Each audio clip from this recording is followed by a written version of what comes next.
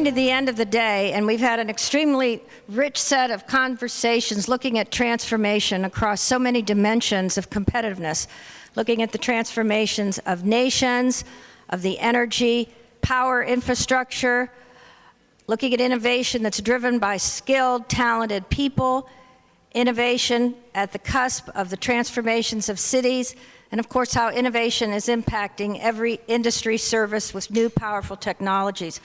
What we're going to do now as we conclude the GIS 2019 summit is to really look at the future. And we have a fantastic culminating panel here that are going to get some very hard questions to liven up the room, although our last two speakers certainly did that for us. So let me introduce each one of them. And we're going to start off with sort of a general question and then get more specific, but be prepared for some hard ones. So our first speaker is the Honorable Jan Mládek, the former Minister of Industry and Trade of the Czech Republic. He also served as Minister of Agriculture, the Deputy Prime Minister of Economic Policy, and also was elected to the Chamber of Deputies, the lower house of Parliament. And you made some very important comments yesterday about entrepreneurship and innovations. We want to get to that as well. Our next panelist is Dr. Michiharu Nakamura, the Senior Advisor and former President of the Japan Science and Technology Agency, which is one of the preeminent R&D funding science, information, and education agencies in the world. Nakamura-san also served in the leadership of Hitachi on the board of directors, and he has been involved in many, many global initiatives, including working on the Sustainable Development Goals. Alexander Idrisov, the co-founder of Eurasia Competitiveness Institute and a president of Strategy Partners. This is a leading Russian strategy advisory firm, a think tank focused on competitiveness and economic integration of the Eurasian region. He's a pioneer in Russia in innovation and venture capital, and a very active member of the GFCC, and thank you also, Alexander, for being a partner for this summit.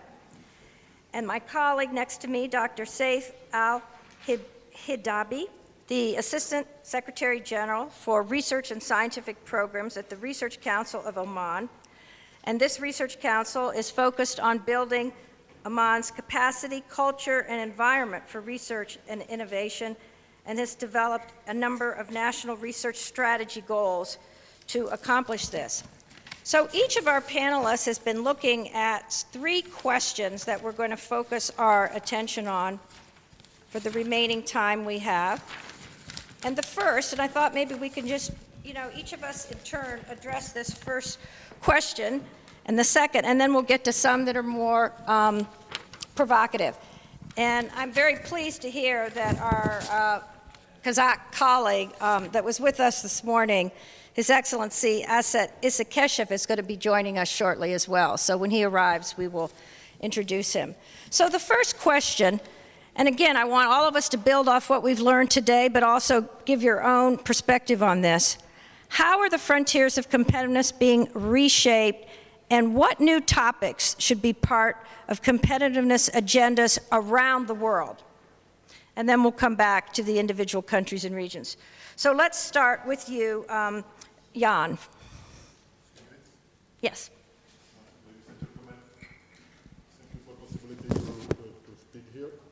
It's working now. I would like to tell you something from the perspective of the Czech Republic, how to face the competitiveness problem. We are a relatively small country with nearly 11 million people in Central Europe, and at this moment we are the wealthiest post-communist country with $39,000 US per capita GDP. On the road from the days of communism, which was very bad for competitiveness, we have surpassed Greece, Portugal, and hopefully we will surpass Italy, which is having only 1,000 US higher GDP. So this is the target. What are the problems on the road? There are many actually. They are those disruptive changes which we know under the name Industry 4.0, and when we, in 2014, we have tried to develop what to do with the Czech competitiveness, we have suddenly realized that in Germany already in 2012 they came with the Industry 4.0.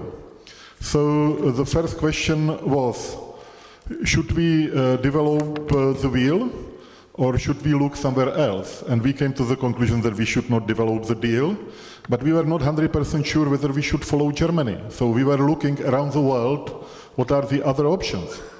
And if the experts are asked which countries can be pioneers, the leading countries in this change, whether we call it Industry 4.0 or artificial intelligence, there are three major options: United States, Germany, and Japan. And maybe the fourth one is China. First of all, we have realized that those are options. It means that UK is not on the table, because as was said here already, UK is strong in finance, but manufacturing is secondary actually in this country. France, it is not the case. So if we do not want to go far away, we have only option, the Germany. Now, second thing is that we have been looking on the structure, because Germany was looking on this problem not from IT side, like in America or Japan, but from industrial side. Because Germany maybe is not the best in IT, but Germany is still having the best companies in manufacturing.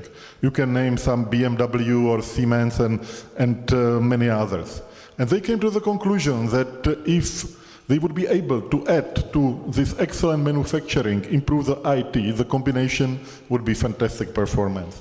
And it is exactly the problem we are facing in the Czech Republic, because 1/3 of the GDP is produced in the industry. So the upgrading of the industry is a key issue, and we should do our best to catch up with the train. And it's not for us the abstract issue that we will look and to decide whether we would like to go. It's simply necessity. Because if the Czech companies will not be unified with German counterparts, in a short run, it may happen that Internet of Things, the chips which will be used in the Czech Republic, will not be compatible with the German ones, and we are out of business. So this is the major challenge we must face. Unfortunately, we have some other challenges. I'm not sure whether I will at least name them. It's a climate change and the change of energy policy. This is extremely disruptive.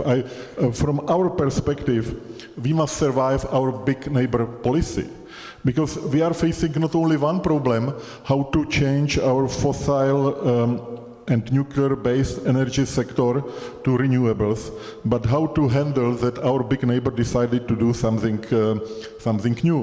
And I will give you concrete examples. In Germany, they are producing a lot of renewables in the Northern Sea. Unfortunately, the consumption of electricity is mainly in Bavaria and Baden-Württemberg, it means in the south of the Germany. Then the logic answer is to build high voltage connection between Northern Sea and Bavaria. But unfortunately, there is strong public resistance against building such a connection, and hence electricity is flowing freely. First, and second thing is, whenever there is the wind in the North Sea, they are not able to stop the production, and they don't have batteries. So those who know electricity, it's moving through the network and causing problems in the neighboring countries, in Poland, Czech Republic, because electricity must be somehow moved. So we were forced to build transformators to make sure that the net outcome of fighting for renewables will not be blackout of the country, because it could happen very easily. This is the second point. I see I don't have enough time. I would like to mention the third one, which was not yet mentioned here at all. In the world, we are facing unpleasant situation. Czech Republic is an export country, and we have been very happy not only with EU membership, because EU membership is a fantastic economic zone, but we hoped that it will be extended, those free trade zones. First, however, we have realized that WTO is frozen at the moment.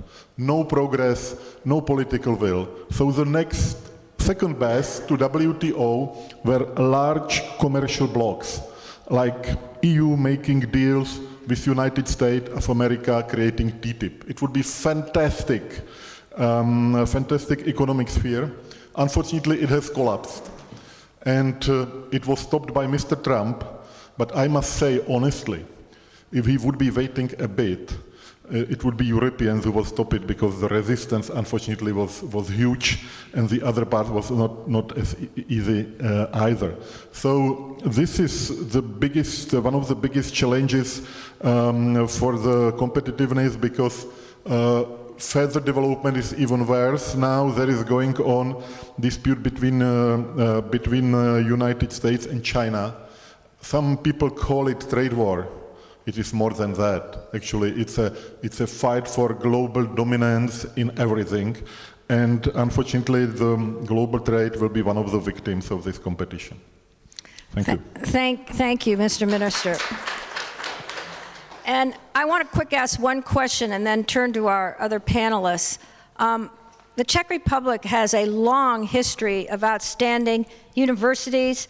The University of Prague is one of the oldest, most distinguished in the entire world, research institutes. And I have a little story. Years ago, when I worked at the National Science Foundation, we had scientific collaboration with then Czechoslovakia and Poland, Hungary, etc. I visited the Institute of Macromolecular Chemistry in Prague. And how many people in this room know that that institute developed the polymer gel that led to soft contact lenses? Yeah.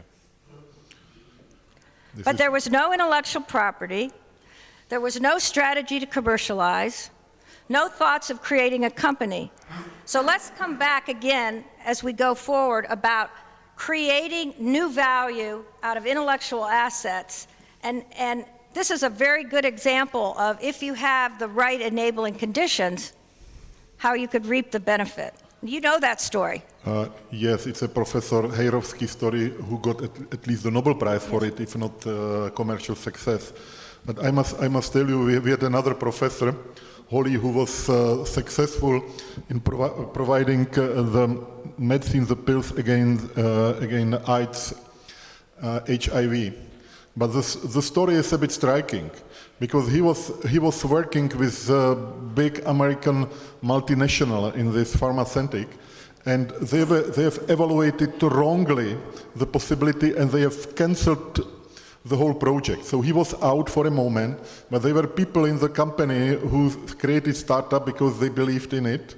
And this was the only success because it was startup, not with the major company, because otherwise the share of Professor Holly would be very small on the whole success. Thank you. Well, let me introduce our other panelist who just joined us and was with us this morning, His Excellency Asset Ishakeshev, who is the Executive Director of one of our sponsors for the GFC Summit, the foundation of the first President of the Republic of Kazakhstan. He's the former Minister of Industry and Trade, so we have two Ministers of Industry and Trade sitting here with us, and also served as the Mayor of Astana, which of course is now Nur Sultan. And Your Excellency, you've played an incredible role in developing the strategy and the competitiveness agenda here in Kazakhstan. So share with us some of your thoughts on what are the next generation issues you're going to be tackling and what that means for growth and prosperity of your citizens.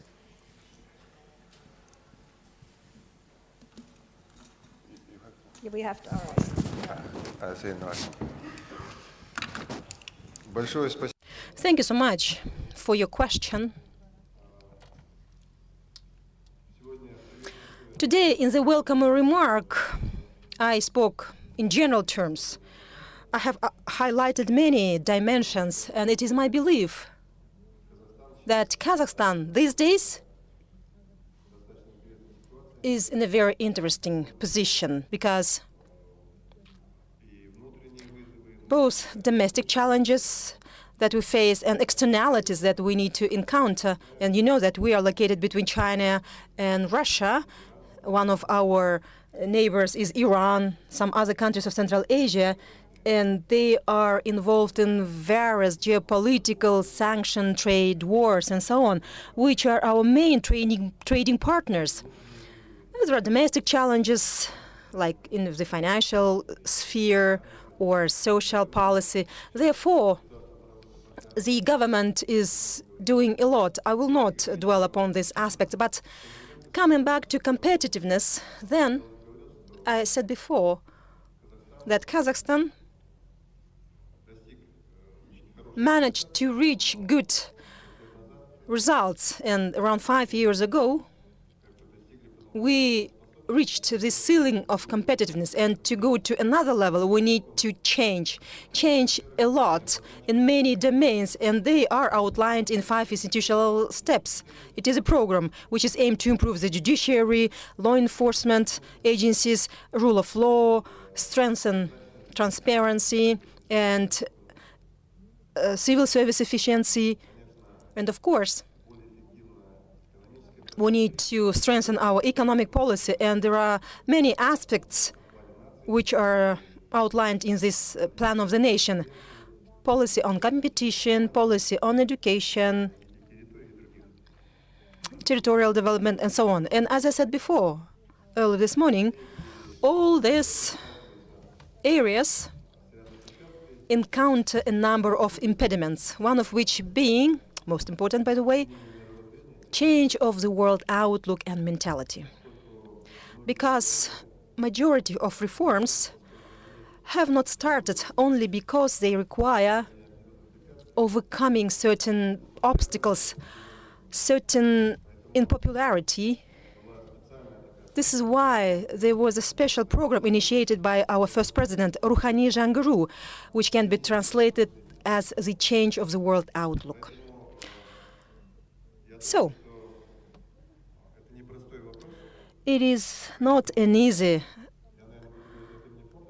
question to answer. I will be speaking on behalf of the foundation because, government is doing their job in terms of policies and strategies and so on. But as a foundation, we want to build upon the experience of the competitiveness councils whose spokespersons visited Kazakhstan these days. We want to start a research. Actually, we have already launched it, which in a very integrated manner tries to address these issues, like what the economic model should be, what social models should look like, what are the growth drivers. I'll give you an example.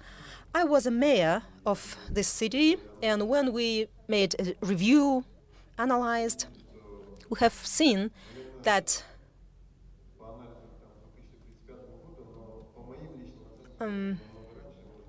by 2035, but I think that it would be rather earlier, the population will increase up to 2 million very soon, because urbanization grows rapidly, and of course this requires infrastructure development, schools, hospitals, public transport, and so on. But the most important thing is to create 300,000 additional jobs. The modern technologies, like in average, we have 50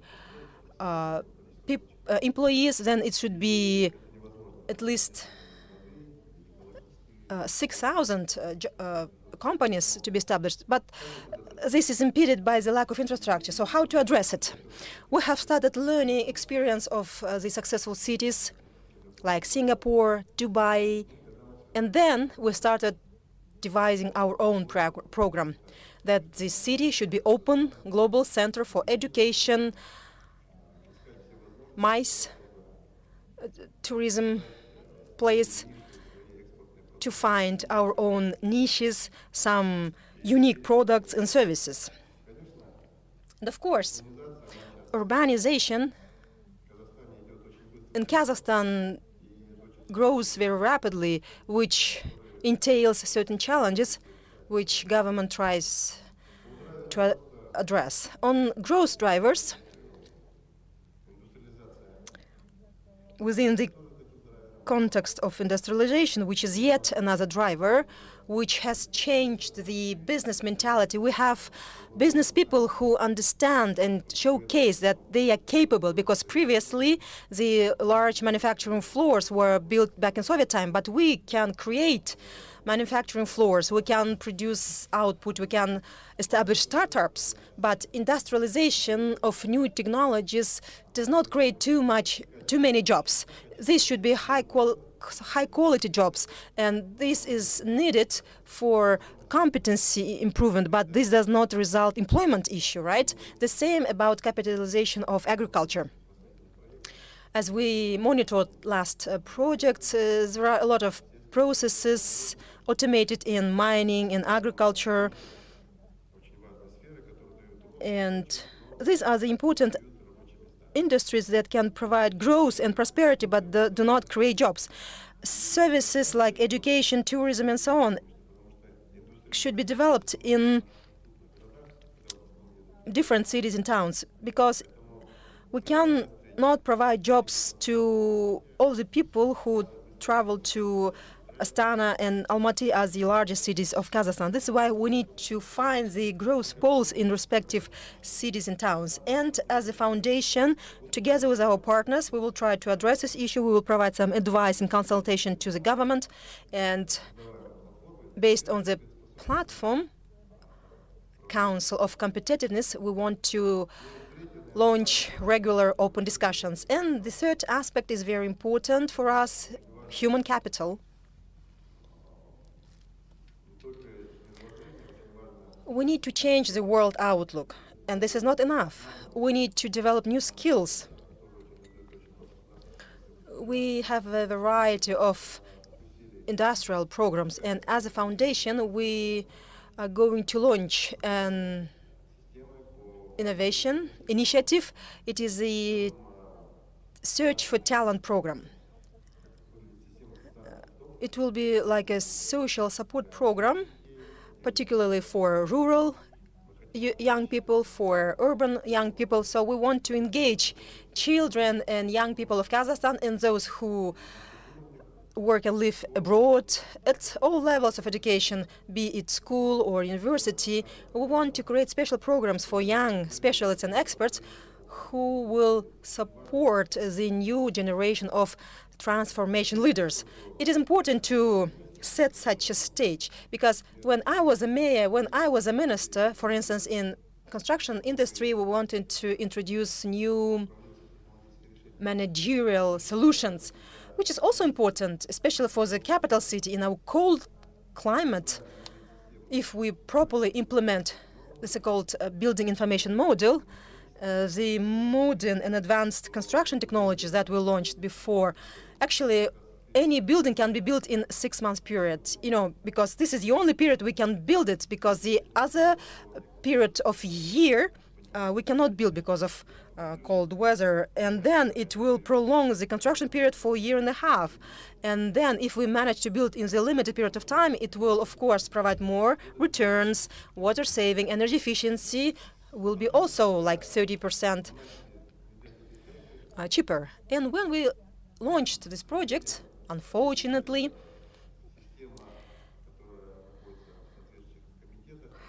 we encountered another impediment. We have a lot of regulatory authorities, supervisory authorities in different committees, ministries, and so on. It was difficult to change. People were not ready, actually, and in many aspects, it's not only about government, but it's also about business and education. It is important in top leadership, in middle management, and junior staff to be people who understand and drive the transformation, because the change that should happen are not easy to do. This is why we need a clear vision on the model. We should have clear understanding on the regions, on the industries, and to prepare and train people who will push it forward. And I would also like to mention that, of course, we understand that everything and many things depend on the people and businesses, and whatever initiative we try to launch as a foundation, we want to incorporate self-development aspect, because we see that globally there are a lot of changes in the education system, and many things depend on the children and their parents. I'm taking education as an example, but this is relevant for businesses and many other aspects of our life. And unfortunately, and very often, our people believe that it should be government who should provide everything, like it is school who teaches and raises their children. This is why we develop our programs together with businesses, NGOs, so that to motivate, to incentivize children and their parents and organizations hand in hand together with us to work together to find talents and support them. It is on the level of education, but there are a number of other programs on social projects, cultural projects. They are all aimed to support, to build competitive nation, the society of highly efficient people.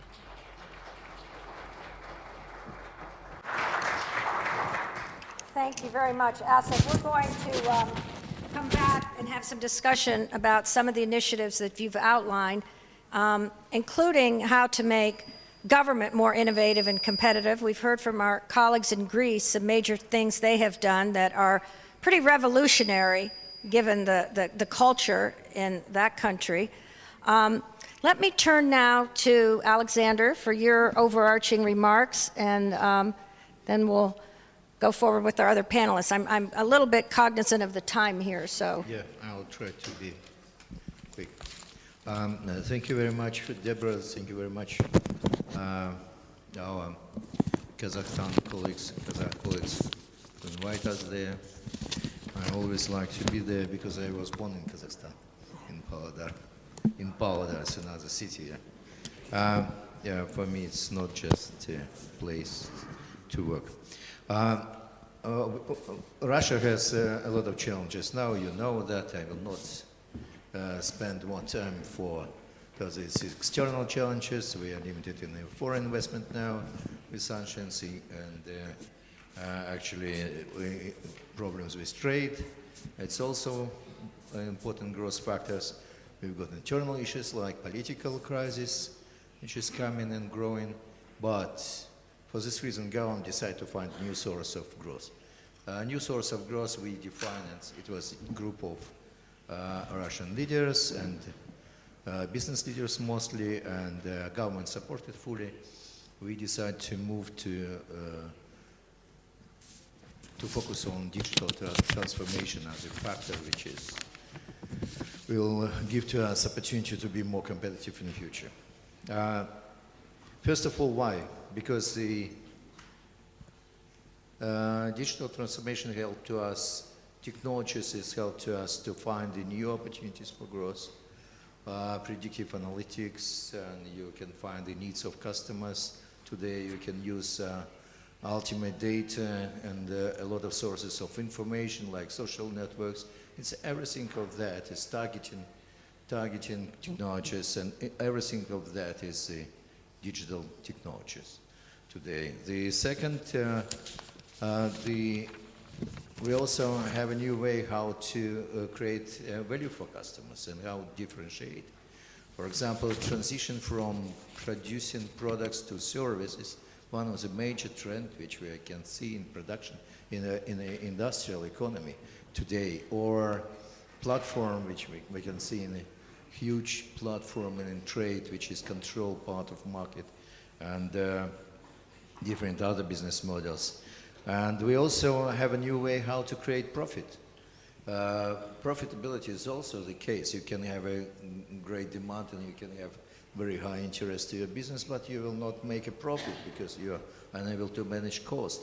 And today when we outsource people, for example, using digital platform, use people out of office, online, it's one of the ways to reduce your cost. So you've got optimal digital artificial intelligence cognitive technologies to use optimal logistic systems. And for example, also we use robotics just to reduce cost. And this is also opportunity for technologies, which we came from technologies. And we also change our way to select and grow talent today. How we select them online. Today, many companies selected them online. We train them online. We manage them online. There's a lot of opportunities also for companies, which is totally new. And we also change the way how we build a strategic control for business. I already mentioned platform which giving access to enormous number of clients, which is one of the elements of strategic control. And we also got another, like establishing strong brand, new brands, who got unique technologies like competitive advantages. But digital transformation is not about technologies. Technologies just make it possible. First of all, what is new business models? Everything that I mentioned is attribute of the business model. This is new business models, and we need creative people who are able to develop it and manage. And according to this, our focus in the country today is artificial intelligence.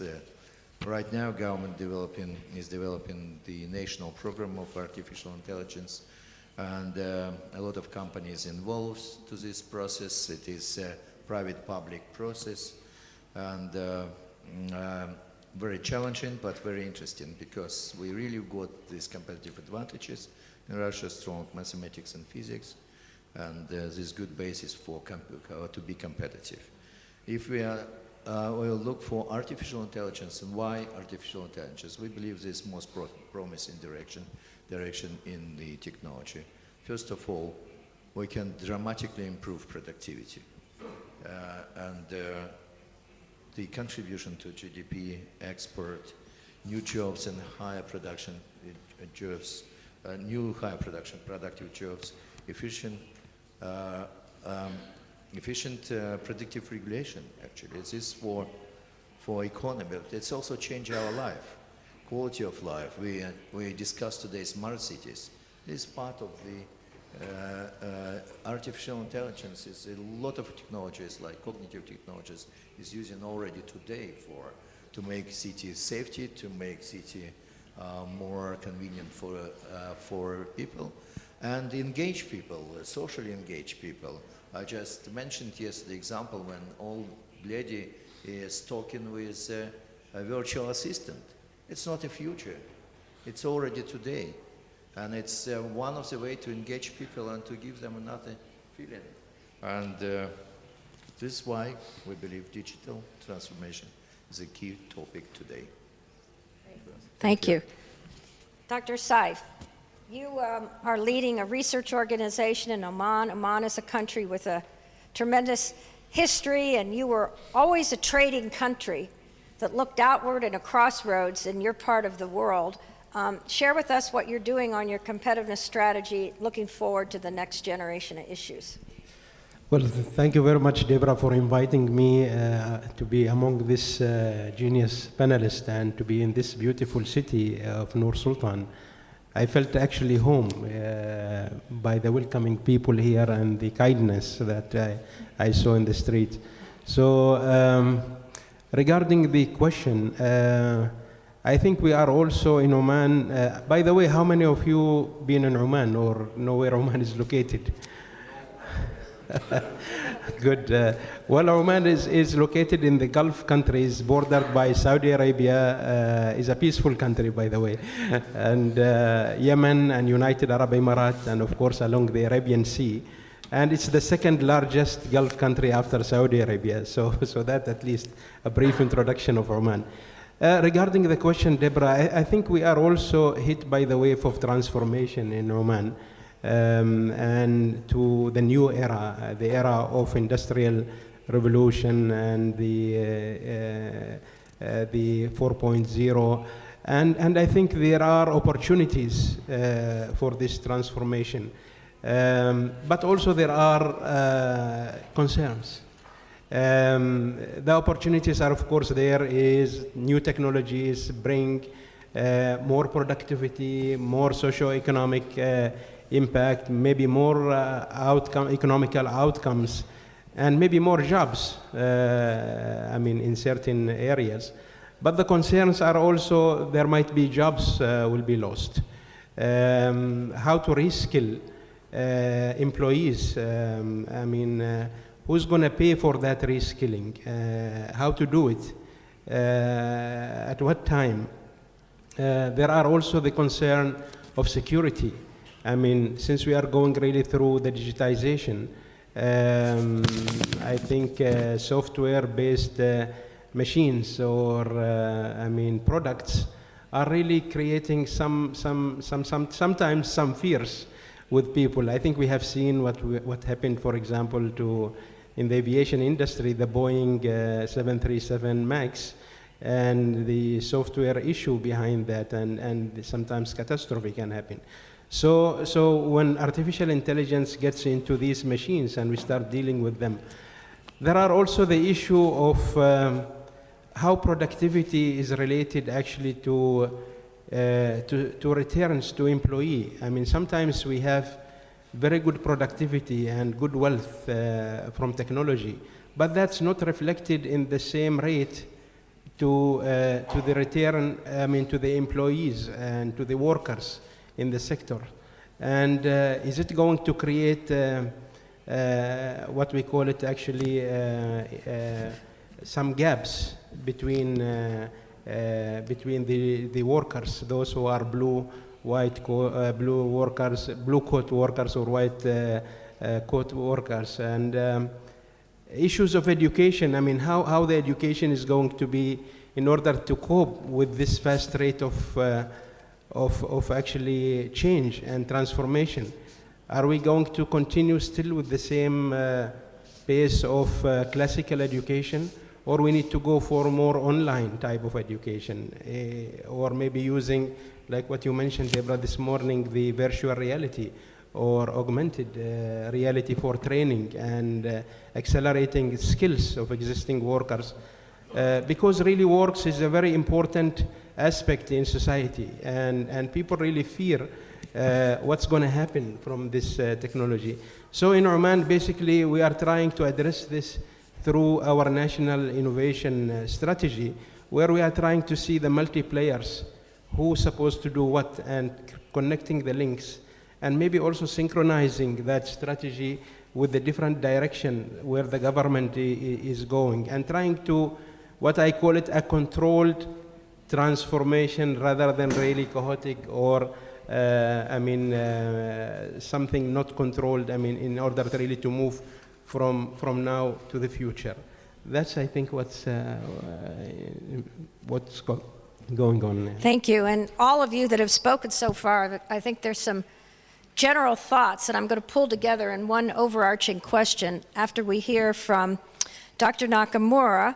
And of course, Japan is a long-standing leader in all fields of science and technology, but particularly in digital transformations. You're a leader now in not only current generation of microelectronics, but the next generation, beyond Moore's law, quantum computing. Share with us a little bit about the strategy in Japan on competitiveness, but also how you're doing this in the context of your demographics that are challenging for the nation. Thank you, Deborah.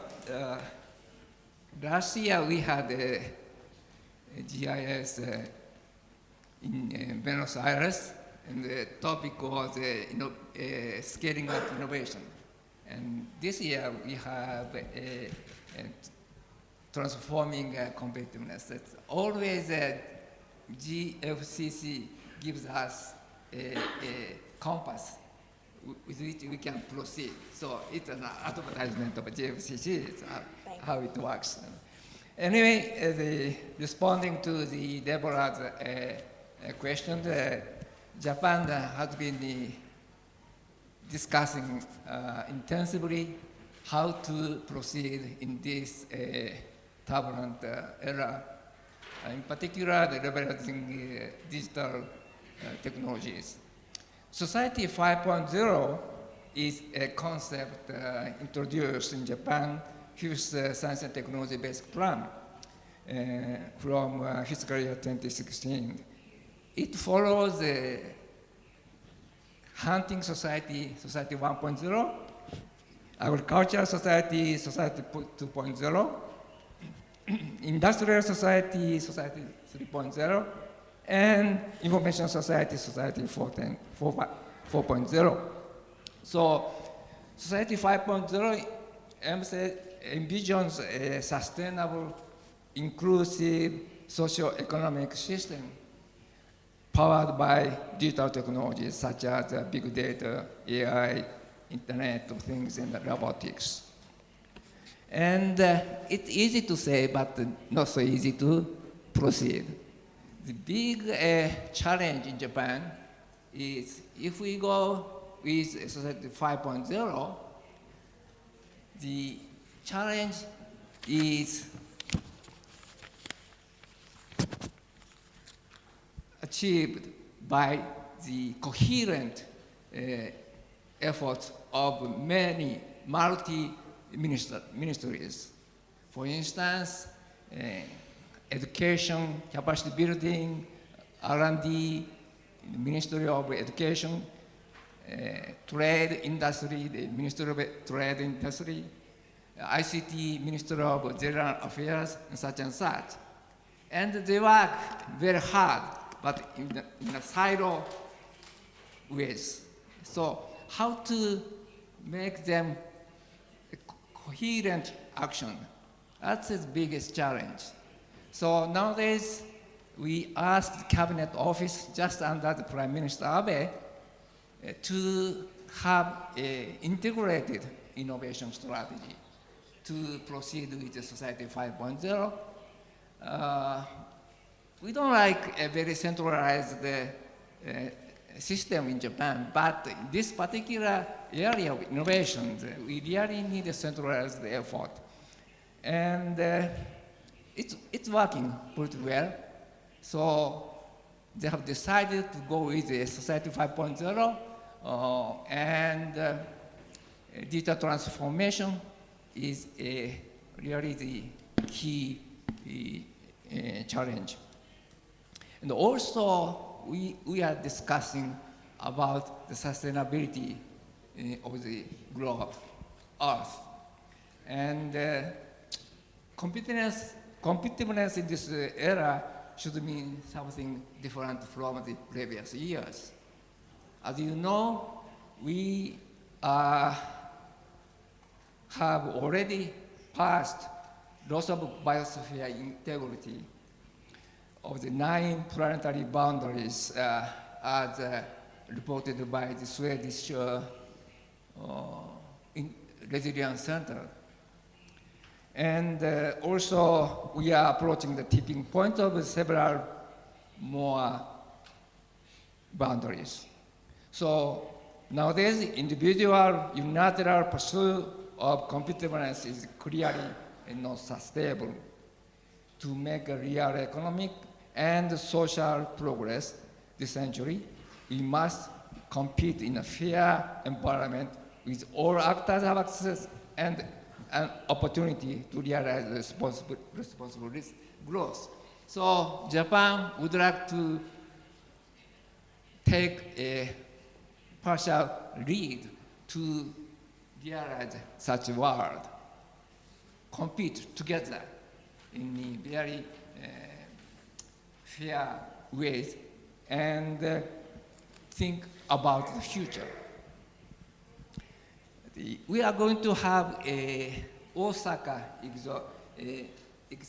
world exhibition in 2025, and the main theme will be sustainable and inclusive development. And I hope that we will be as successful with the last World Expo here in Astana. So I stop here.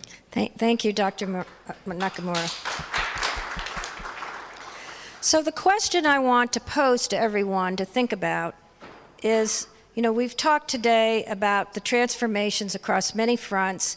Clearly, the technology frontiers are driving a lot of this, but also the overarching reality of digitization. So the question is, how do we achieve, in our own countries, but as a world, the balance between using these advanced technologies to improve productivity, improve the quality of our life, unleash human potential, versus the path where these technologies will lead us to routine work that can be digitized, that takes away creativity, takes away imagination, takes away the ability of children to learn at their own pace, and also risks us in a world where privacy doesn't exist. We have tremendous concerns about cybersecurity. So what, in your view, are some of the ethical balance issues we need to come together on to work in terms of this new digital frontier? In the United States, we really are seeing now what we call a tech backlash. And it's not something that's just being expressed by those people in society who are not perhaps the elites. It's across the board. So I want to ask you, do you think that this tech backlash and the need to have balanced digitization that is built on clean data, on accessible data, on the balance with privacy, and ensuring security is the way we have to go? Because the current internet structure was not built for what we have to deliver today. So I think I'm going to start with you, Nakamura-san, because again, I know Japan is doing a lot of work on ethics and on data security, etc. I'm not sure Japan is the number one country in the world in this area. But anyway, during the last Osaka G20, Japan pushed for world data free, worldwide data governance under the concept of data free flow with trust. Data free flow with trust. Data is also a new oil in the 21st century. And it's really important. Trustful and high quality data change the world. But if you depend on the poor data, nothing happens, or it leads you in the wrong direction. So how can we share trustful, correct, high quality data worldwide? It's a big challenge. And Japan raised this issue during the last G20 summit. And this is not an easy challenge. And we have to discuss everywhere, at every occasion, how to get such a high quality data freely. But anyway, the individual effort is limited. So my recommendation is to have this topic on the table and discuss all the countries, 190 or more than that, countries together continuously, and how to manage the quality data, privacy, or cybersecurity. And last year, the Secretary General of the United Nations called for digital cooperation. And this March, they published their first report, and he promised to continue their effort at the United Nations level. So we have to go together. So I think this is clearly an area for some principles and standards that the GFCC can work on as such a critical driver to the future. So we have just a few minutes here. So Alexander, and then we'll just go down the line and finish. So be kind of brief. Data is one of the biggest issues. I just can confirm. The last week we've got huge discussion about that, and first of all we are talking about certainly corporate is one of the barriers. They don't want to open data, but they also got the agenda, competitive agenda, and for them it is commercially viable data, and they're not happy to share it with their competitors. But from other side, government data, city data, it must be transparent. And I think if GFCC will take this leadership to develop some recommendation for improving of legislation, it would be great. But second very important issue is balance between job destructions, discussion of job creation you mentioned briefly. I think this is also a fear, but it's not. It's certainly a serious issue. But I think it's even more deeply, because normally when we are talking about artificial intelligence, we are talking about physical routine job, but what we can see today, the artificial technologies is using more and more and more in cognitive job. And it means we will not just lose routine job position, we will lose professional jobs which require higher educated people. And it means we will have something between. When cyber and physical systems will be communicate, work together, and I think we will find a role for humans. But I strongly believe, first of all, who believes that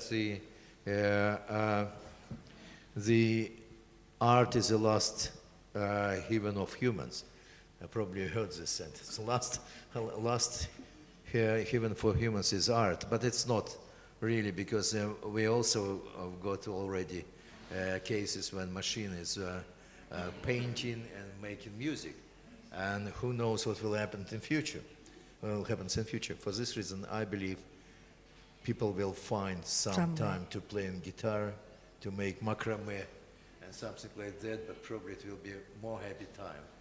And actually Buddhists said, leaders, they said, look, we are going to better future, and you are, but you are too worried about that.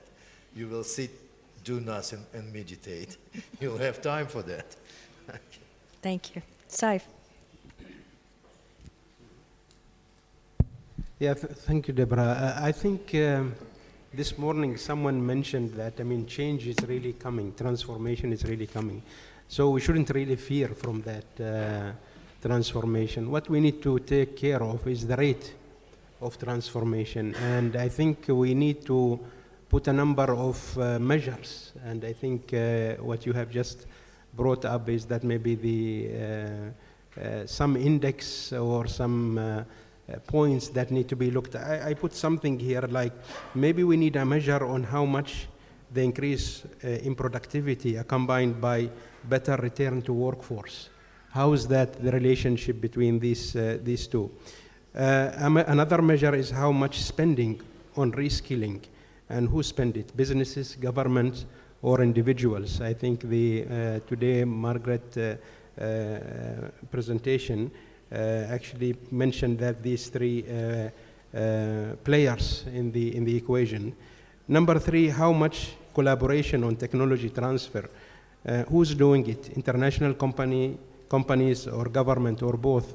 Especially in those countries who have not really yet developed and owned the technologies, but they are actually becoming like a market for the big giant international companies.